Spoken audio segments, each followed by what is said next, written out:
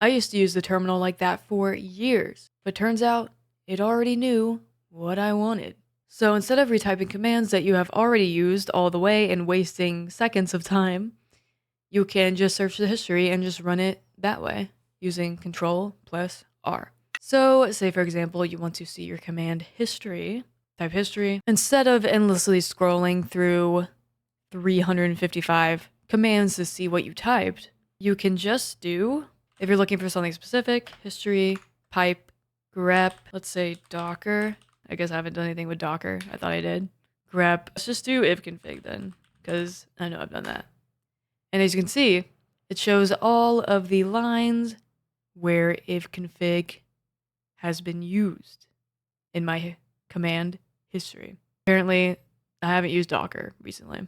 So instead of scrolling through endless amount of lines looking for the command you want to use, you can just grep it via this pipe right here, grep the command, and it's a lot simpler than just scrolling through endless amounts of lines of code.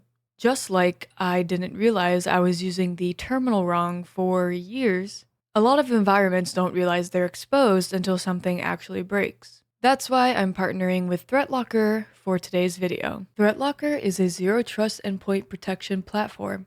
Deny by default, permit by exception. If it's not explicitly allowed, it doesn't run. That's how you stop unknown threats, not just react to them. Everything starts in learning mode. ThreatLocker observes real-world behavior across your endpoints and automatically builds policies, making application allow listing practical instead of painful.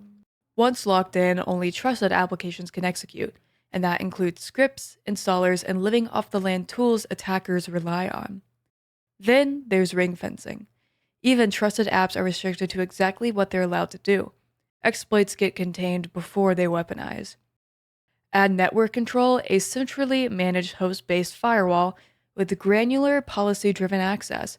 If you want real zero trust, prevention, and not cleanup, ThreatLocker is how modern teams secure endpoints. If you want to check out ThreatLocker, link is in the description below. Now back to the terminal. Instead of typing everything out, it's very manual, it takes a very long time, and you can make lots of mistakes, which I have done previously in the past. You type whatever the beginning of whatever you want to type is, type tab, and then tab completes.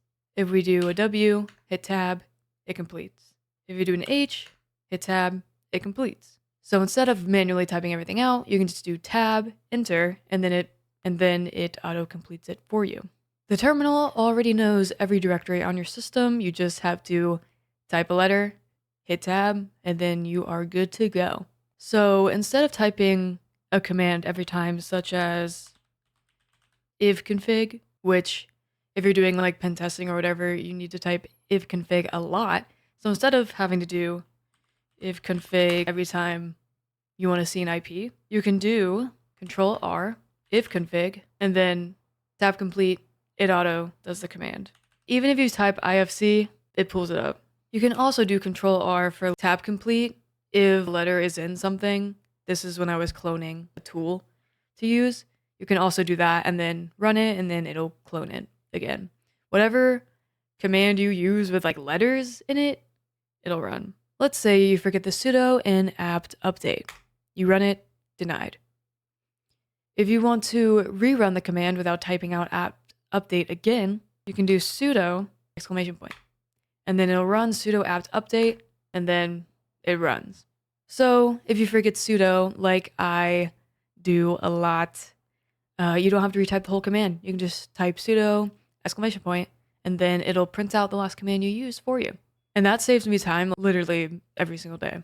So if we wanted to check the status of our Git, sure, not a Git repository, but say we wanted to, instead of like typing it all over again, having to repeat type, you could create an alias for it. So instead of having to type git status, you now just type gs. And then less typing, more time saved, more efficient workflows. So if you just type the same command consistently, you can just put a shortcut in for it.